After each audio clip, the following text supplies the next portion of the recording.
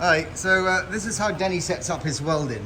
So on this side, he's tacked this in place, and he does it kind of like this, you know, for several reasons. One, he can adjust it, and you know, they've been, you know, pre-fitting the glass and stuff to see how it looks, and you know, it allows him to just grind off those little spot welds, cut it, move it and stuff.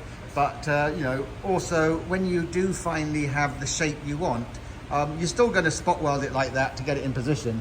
But then he comes over and he does a continuous spot welds like that, which he can grind down quite lightly and make it perfect.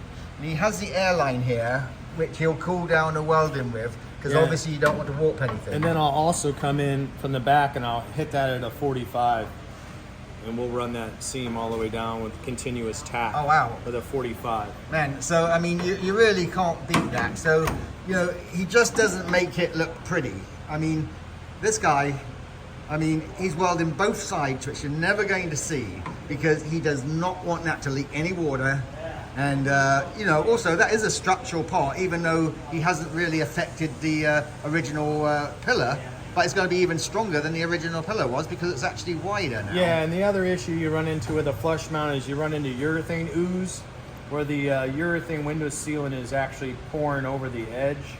So I've laid this extra seam in there and butted it up against the factory interior to where it's just out of sight. Even from a hard angle, you won't be able to see the urethane.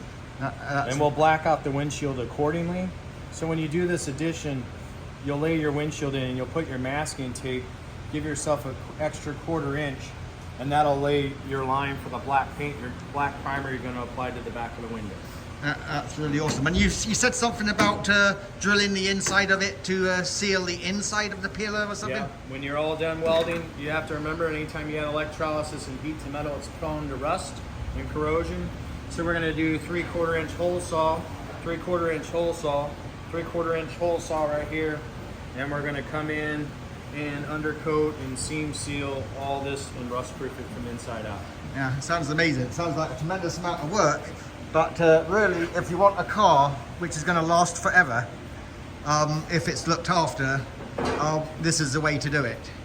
And yeah, it's just really nice to see something done so perfectly.